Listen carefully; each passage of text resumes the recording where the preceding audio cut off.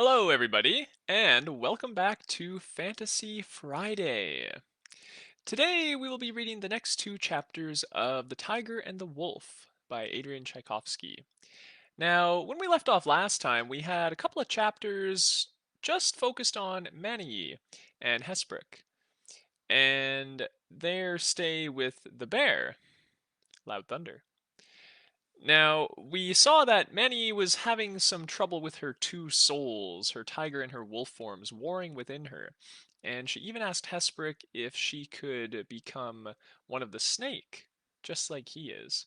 And Hesprick denied that and said it's not possible. So she is struggling quite a bit. Also, at the end of the final chapter, we saw that there was a new bear in town, showed up and was requesting to speak with Loud Thunder. So, over the next two chapters, let's see what happens. And we might even get to hear from the wolves again. So, let's start off here with chapter number 21. Water gathers as a journey he will take. He will go to the stone place when spring comes, Otayo confided to Akrit 2 mornings later. To the priests? The chief of the Winter Runners rubbed at his chin thoughtfully. But will it help him, do you think? Seven Skin's eldest son regarded him with a humorous expression. My brother has every chance of following our father and becoming chief of all the wolves, he pointed out. You think the priests will not welcome him? And yet, here you are, talking to me. Even so. Otayo's deer tribe thralls had brought them food, hard cheese and smoked meat and dried fruit, a slice of what the winter had left them. You and he are no great friends. If I were chief, I would guide the tribe away from his path, but I am no hunter. For the space of a moon, the nights had been long, grappling with the sunlight and strangling it before its time. But now the days were regaining their strength, watering down their enemy until there came a time when they were evenly matched, like two brothers. On that day, on that night, the priests of many people would gather to read omens, to share knowledge, united briefly in a bond that was supposed to know neither tribe nor shape. Kalameshli would travel there, if he could, and Akrit knew he would meet with deer and bear, the farseers of the Eyrie, even with the blood priests of the Tiger. There would be sacrifice, contest, ritual combat, and invocation, each of them trying to control the fortunes of the coming year. Those who came there without the aegis of a priesthood took their lives and futures in their hands. The spirits of the stone place could curse, the priests could kill, but some might come away blessed, the star of the hero shining above them. Water Gathers sought the benediction of the priesthood to strengthen his claim. After that disastrous business with the Southerners, he needed something more than just his bloodline to recommend him. As for Akrit himself, he had not thought to go there, but Otayo had achieved his aim in making the idea irresistible. The benediction of the wolf priests would speak loudly of Akrit's virtue, and surely Kalameshli held some influence over them. And, while there, he could seek the omens for his campaign against the tiger, and perhaps plant some seeds of his own. When the time came to raise a war host, how much better if there were those, priests especially, who were already thinking fondly of such an idea. Will I go? He shrugged, in a great display of indifference. All things may come to pass. You have made no friends among the many mouths, Akrit pointed out. The little camp of the Southerners was considerably shrunken now. The horse hetman woman and her people had left immediately after the fight, plainly sensing the expiry of their welcome. Such a cautious people, which explained why they seemed to end up everywhere and profiting from everyone, of course. And yet, sometimes a man had a venture, a bold and grand venture, where caution might only be an impediment. The two coyote who had come along with them were still slinking around somewhere, but they were seldom seen consorting with those they had guided here.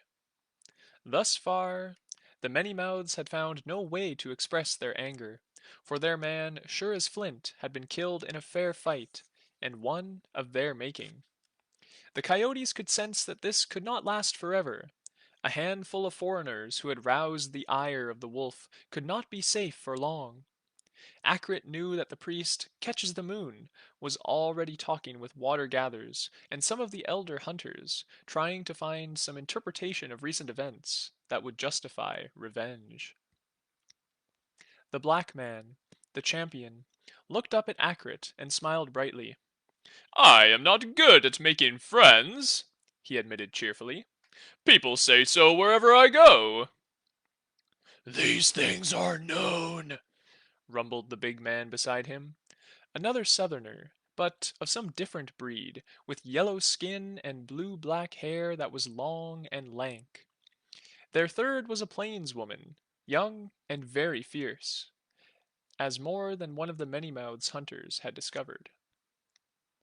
Why are you here, first son of Asman? Akrit asked him. I come to learn about the wolf. And what do you learn? That he fights. I hear that he wears the crown of the world about his brows, and ventures into the plains as he wishes, and fears nothing. Akrit shrugged. Sometimes the wolf goes south, sometimes the dog pack comes north, and any man who fears nothing is a dead fool. But there is some truth in what you say. You are not of the Many Mouths, I think? I am Stone River, chief of the Winter Runners, come to witness the passing of my friend, Seven Skins. Are the Winter Runners any better at making friends than the Many Mouths, I wonder? The son of Asman inquired. Akrit examined him, thinking on Seven Skins' words. The dying man had taken the arrival of these strangers as a sign, and yet desperation made a sign of anything. Water gatherers had taken that sign and made it into a thing to destroy, to overcome. That had not gone well for him. I shall soon depart for the Stone Palace, Akrit informed the Southerners. There we will see the spring inn, and hear the signs read, for there the wisdom of the crown of the world is gathered. Because Kalameshli would be there too, and right now Akrit felt a keen need for his counsel. Wisdom is a thing I always lacked, my father said, the Southerner remarked. For a moment, Akrit thought he would ask to accompany the Winter Runners there, although, no doubt, they would slow the wolves considerably. The man's dark face was unreadable, though, thoughts moving unseen behind it like dark waters. And yet, later, Akrit saw the black man speaking with the two starveling coyotes again, and it was plain that he was negotiating some service from them. What else could it be? Perhaps this first son of Asman was wise enough not to arrive at the stone place in Akrit's shadow, but he would go there none the less. Akrit had a sense of great things moving invisibly in the sky, of the spirits of the world bending low to take notice of human affairs. Always such times were fraught with danger, but out of hard days were hard men made, and great ones. Manayi delivered the stranger's message word for word. Even though she felt safe within the home of Loud Thunder, beneath his roof and at the mouth of his cave, the presence of the new bear hunter was like a pressure at the back of her head. He was out there still, and she could not ignore it. Loud Thunder stared at her from the deep shadows of his cave, his gaze like a trapped animal's. He still had the still air of winter about him, which made him ill-tempered and clumsy, and only half present, but her message had aroused his fear again. I'm sorry, she told him, and those great rounded shoulders shrugged. She had expected him to have her invite the stranger in, but Thunder just hunched in on himself even further, a man clinging to the few barricades he has left before the enemy arrives. Soon after, she could hear a voice calling from outside. Your brother is thirsty. Will you leave him to parch at your very gates? Come, fetch a cup for your brother, who waits for you. There was something ritualized about the words, and something lonely, too. If it had been night outside then, Mani's thoughts might have turned to ghosts and spirits, those who died locked in a human shell, cut loose from their animal souls, and forced to wander forever, seeking succor. Loud Thunder's head had lifted sharply at the voice, and his face twisted in resentment. She had thought he would ignore the call, but a heavy gesture to her indicated the water skin hanging from the ceiling. Outside, the new cave dweller had seated himself on a mat laid out in the snow, sitting patiently, as though nothing was more usual for him.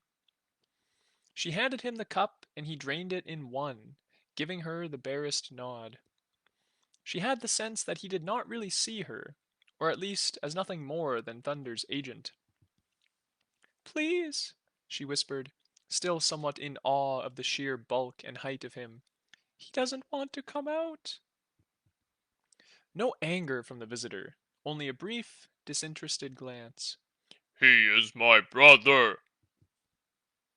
She retreated inside and tried to busy herself with some small chores, but the presence of the stranger seemed to deform the very ground outside, as though he had a weight to him that pulled down the land about him.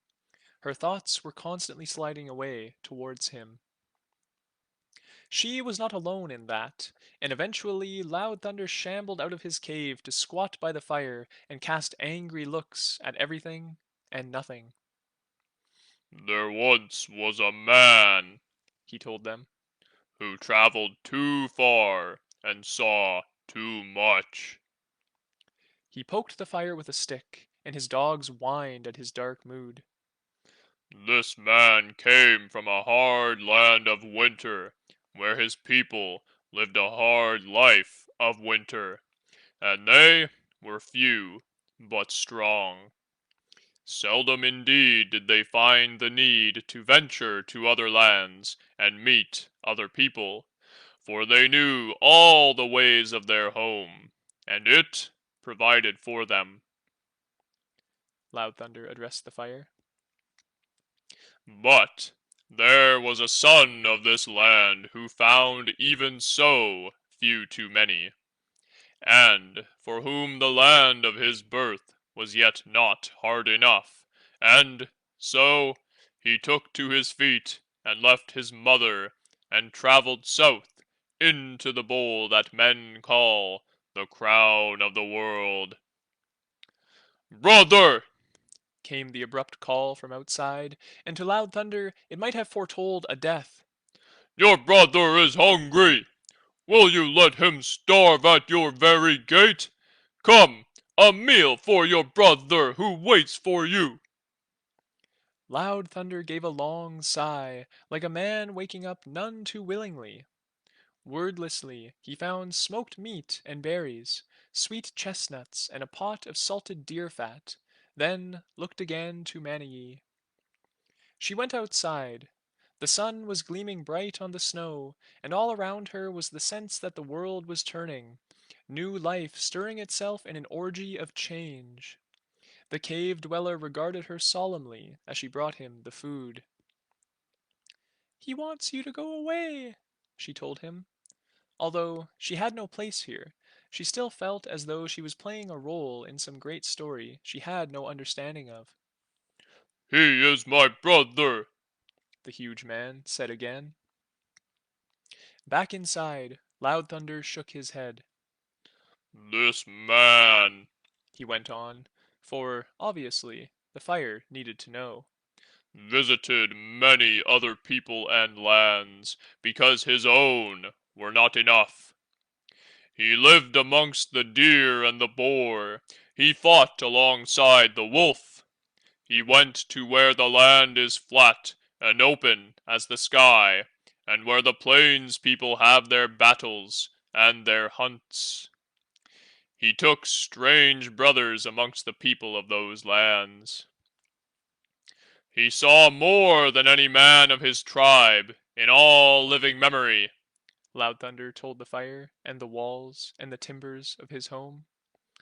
But home remained like a hook in his thoughts, and so, at last, he went back to a people who did not want to hear his stories of what he had seen.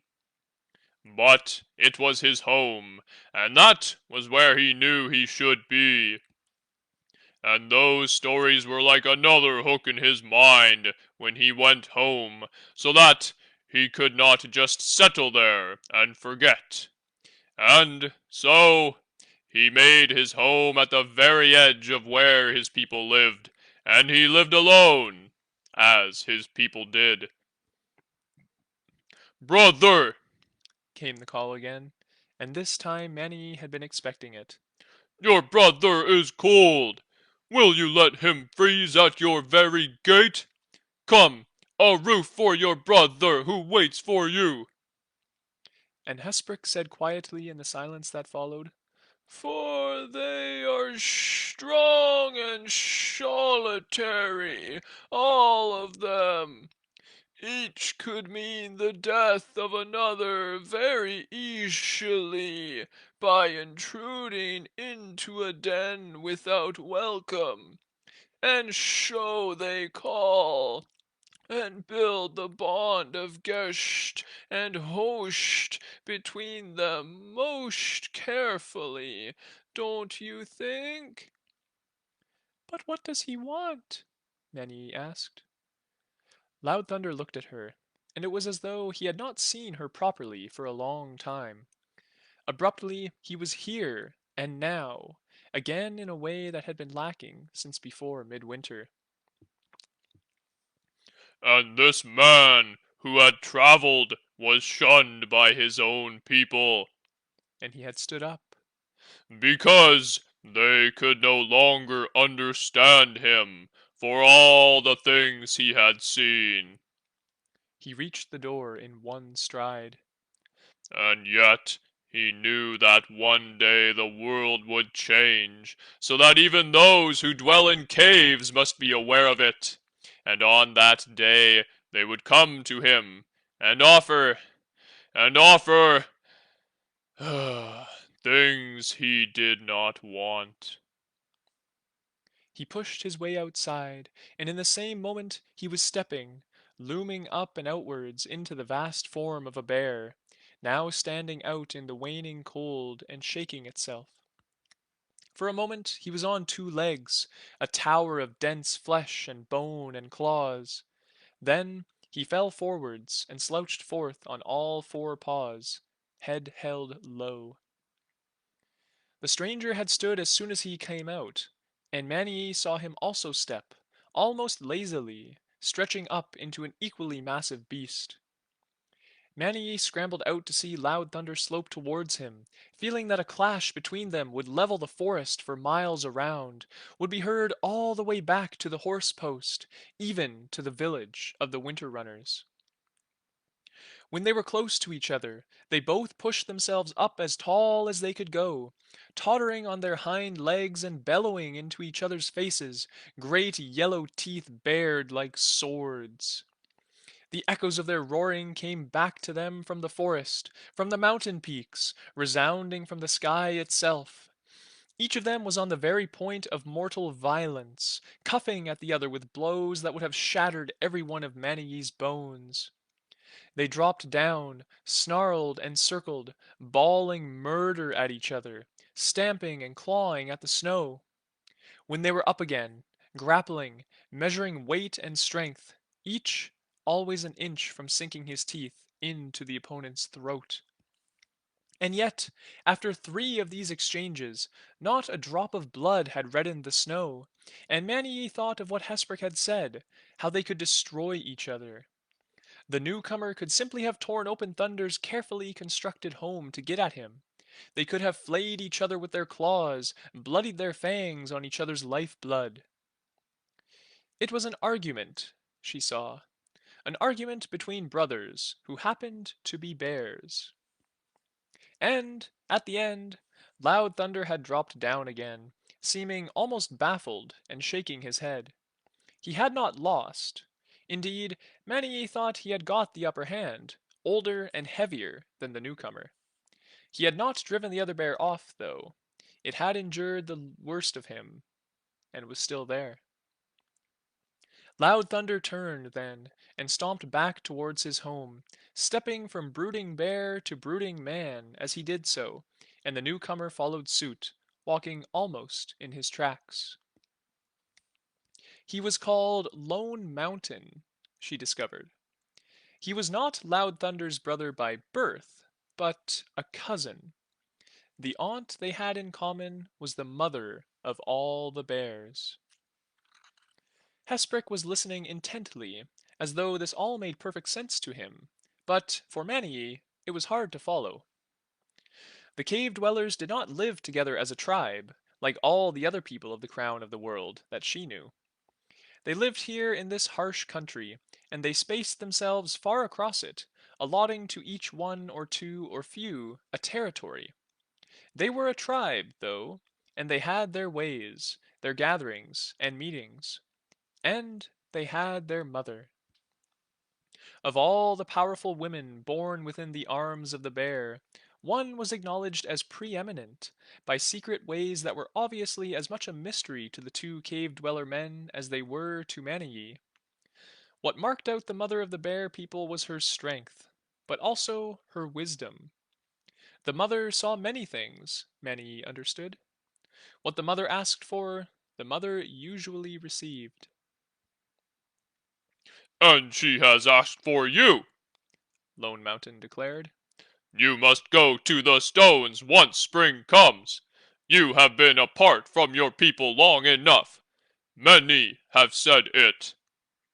Loud Thunder merely grunted and stared at the fire. Did you think a son of the bear could always live on his own? One such as you? Lone Mountain did not seem entirely pleased about this whole business himself. I do not want it. Your wanting does not matter. Lone Mountain told him. It should be you she calls for. Mani looked from one to the other, trying to decipher what they meant. I had always thought so. Mountain scowled. But the world is changing. Her dreams and seeing have led her to call your name, so you must go. What is it? What are you talking about? Mani demanded. She fully expected to be ignored, too small and insignificant for these two vast creatures to notice. Loud Thunder glanced at her, but said nothing. It was Lone Mountain who graced her with an answer. Mother has said that the bear seeks a war leader. War? Now it was Hesprick chiming in. War against the cold? Against the trees? Lone Mountain shrugged ponderously.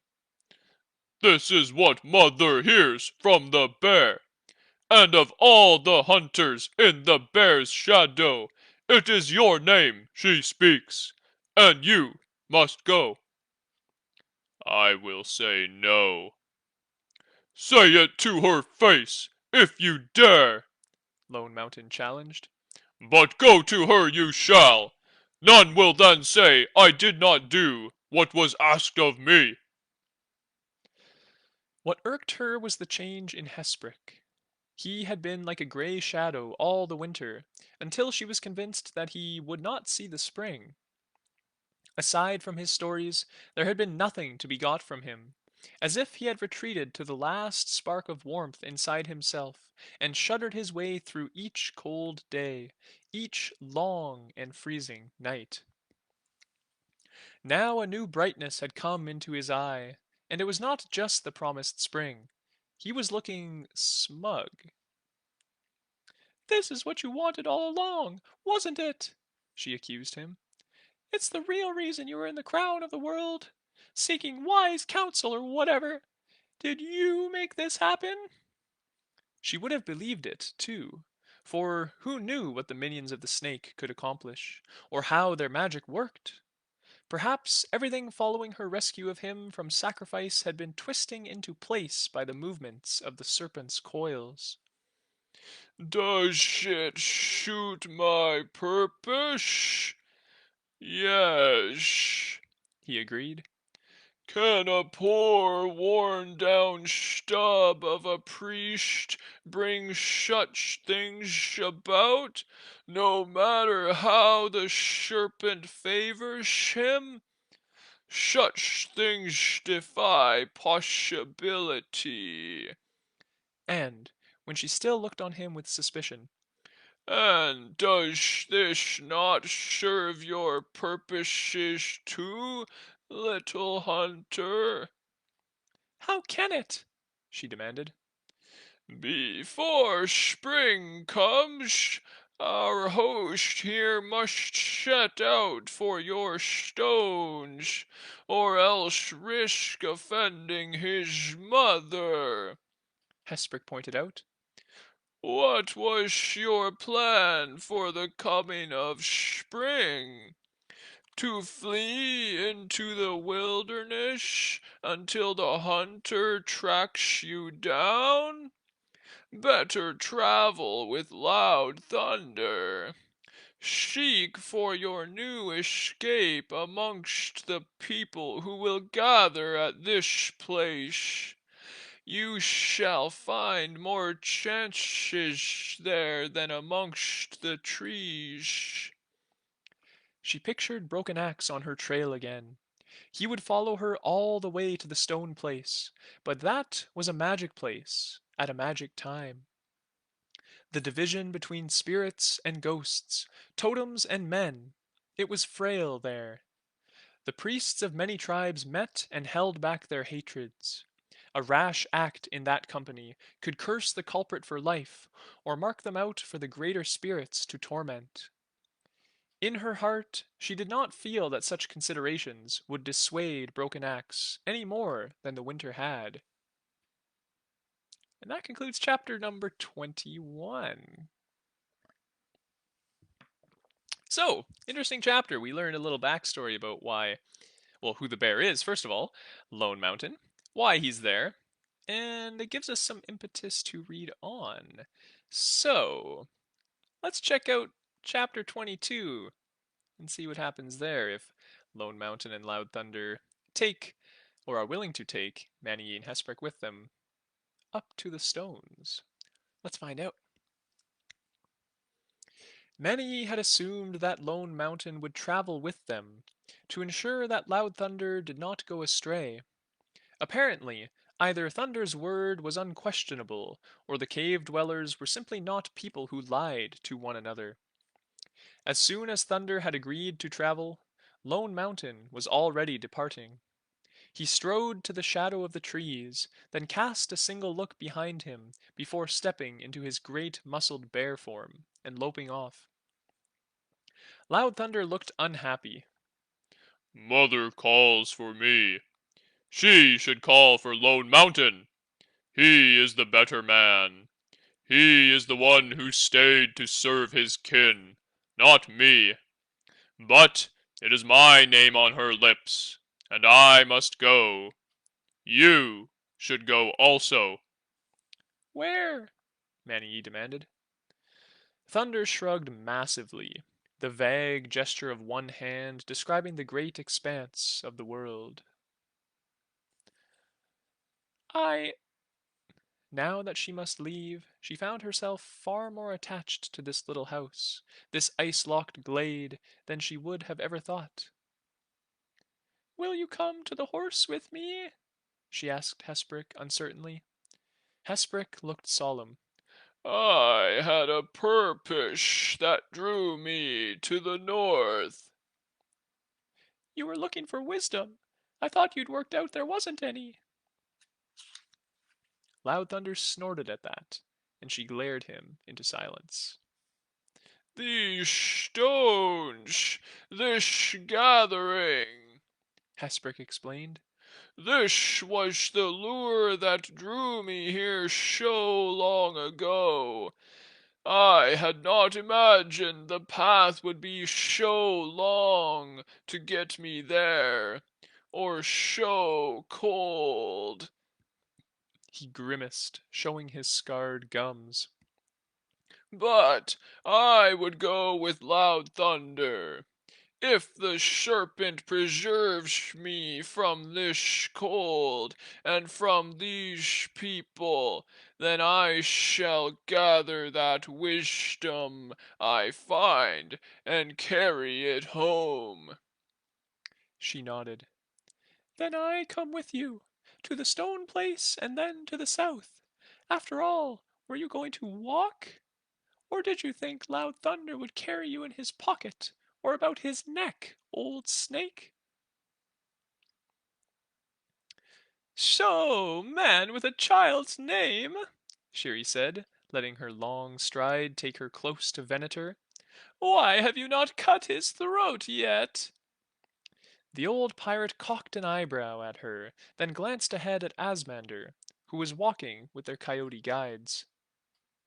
It must be simple, living on the plains, Was his only reply. Around them, the crown of the world rose and fell, as though once the land had rolled like the waves of the sea, and then the gods had put out their hands and frozen it in place.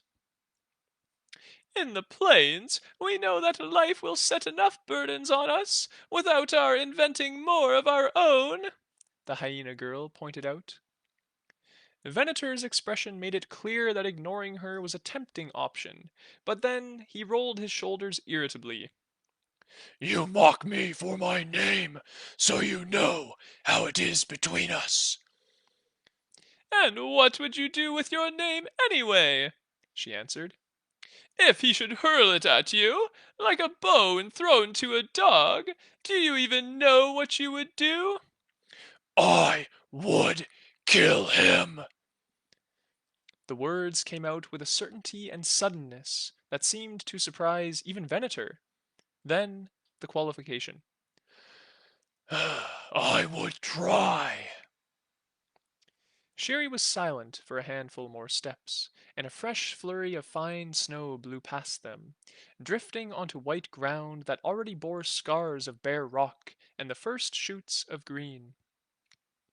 You do not give him much incentive to free you, she noted diplomatically. These things are known, The pirate grunted, that oft used saying of the South.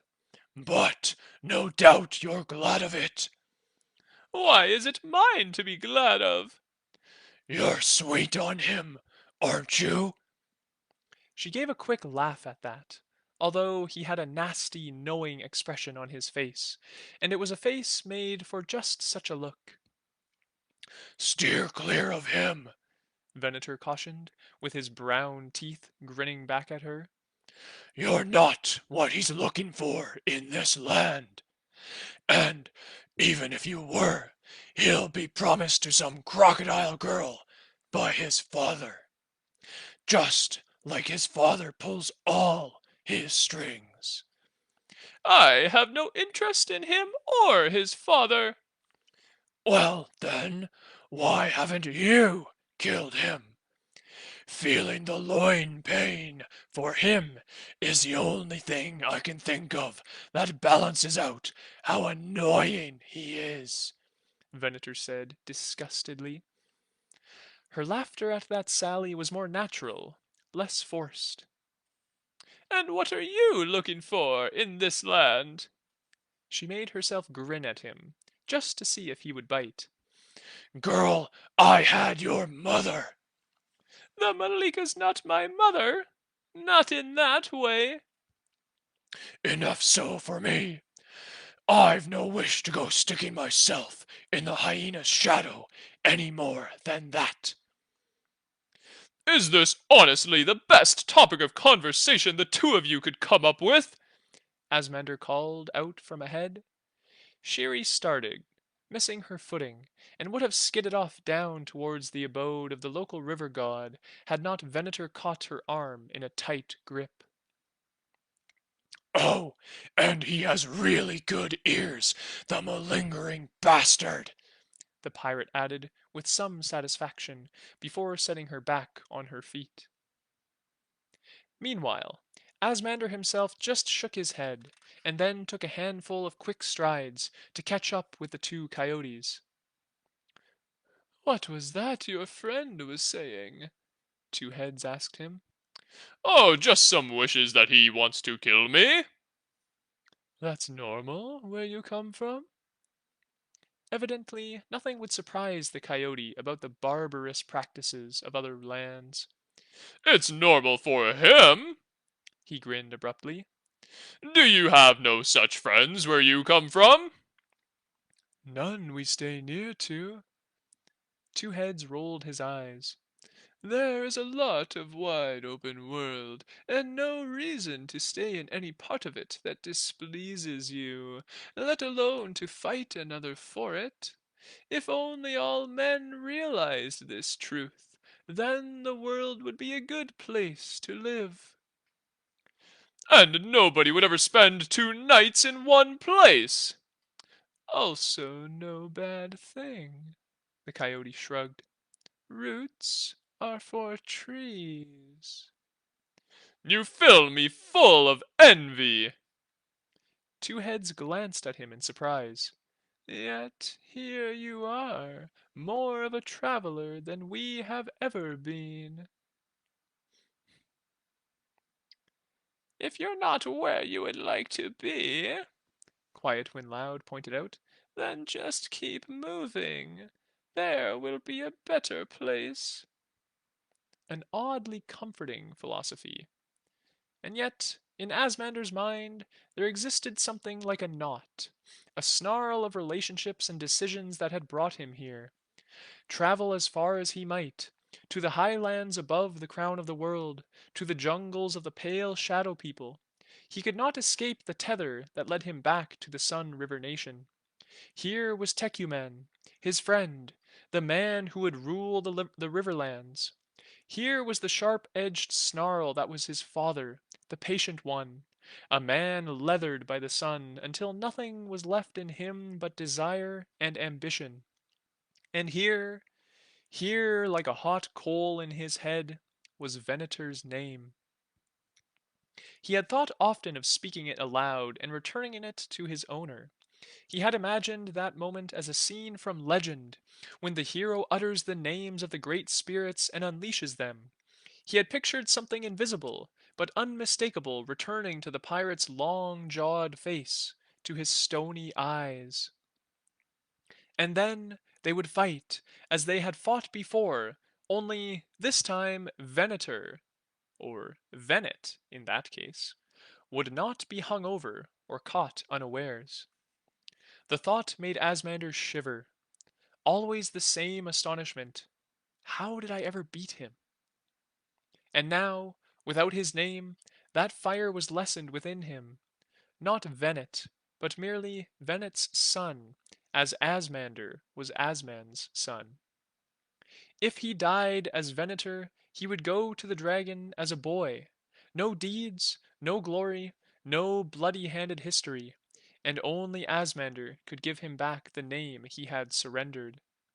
How the hate must be stoppered up within him like a beast penned!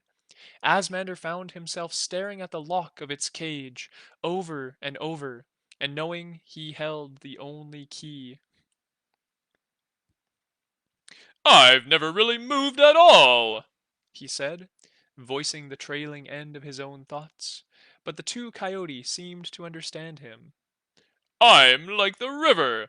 I seem to be driven ever onwards, and yet here I am, always.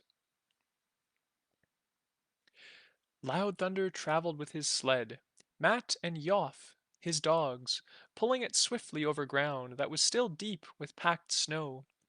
He traveled on his human feet, and Manii loped alongside him, outpacing him and coming back for him, with Hesprick sleeping or plodding inside her pack. The bear would have moved faster, she reckoned, and, when they camped on the first night, she asked Loud Thunder if he stayed human because of the dogs. His face took on one of those slightly embarrassed expressions of his, a big man making a small admission. The bear, it gets distracted, smells, hunger, and it doesn't care about time. It's been on lean pickings all winter, or it's slept. It needs more to eat than a man. If I stepped, I'd be foraging all the time. I would forget. She stared into his face, understanding that, living alone, he must hear the call of his bare soul asking him to give up his hands and his language and walk off into the wilds forever. It was the fate of the old and the grieving. Before now she had not thought of it as the fate of the lonely. She guessed that there were not so many cave dwellers compared to the people of the wolf, or the deer, or the boar, and perhaps that was one reason why. She tried to imagine what it would be like to have such a powerful totem as the bear, and to be able to take on a body of casually superhuman strength and endurance. The temptation never to return to human form must grow strong in these harsh places. Most nights, Loud Thunder fell asleep as soon as the camp was laid, trusting to the fire to keep away inquisitive beasts. Mani and Hesprick were both more concerned about inquisitive people, and of course, Broken Axe would be trailing them, invisible and silent, and yet always present in her mind. The equinox at the stone place would mark the end of his promise, the return of his hunt. She could only hope that he would not try to seize her in front of all the priests of the crown of the world.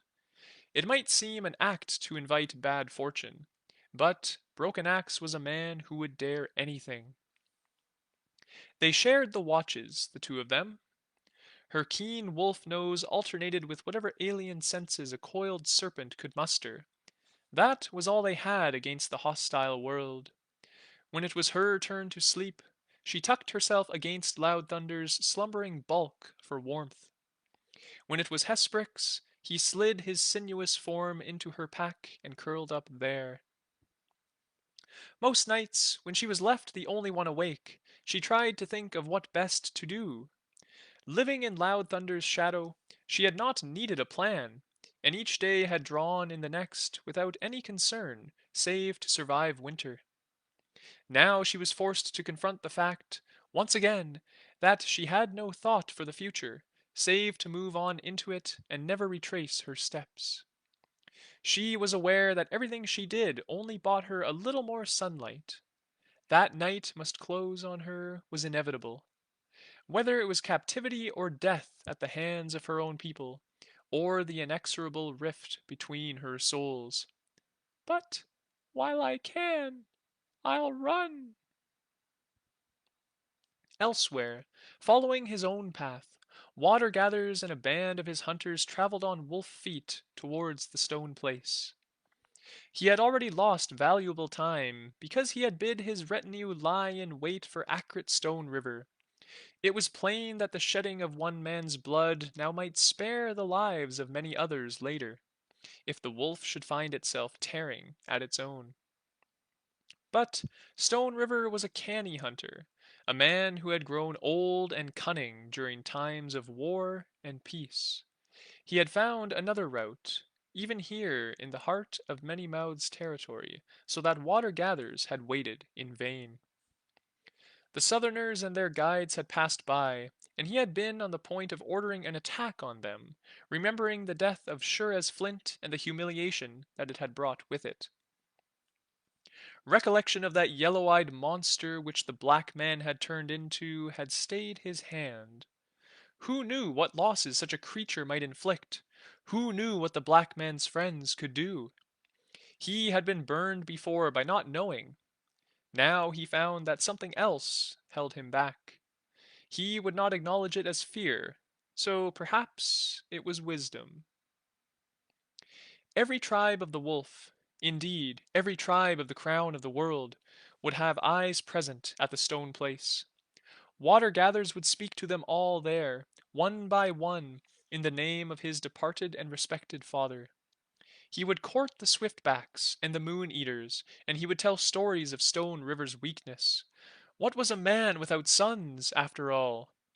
Be he never so great a warrior or a hunter, how could he call himself a man when his seed was weak?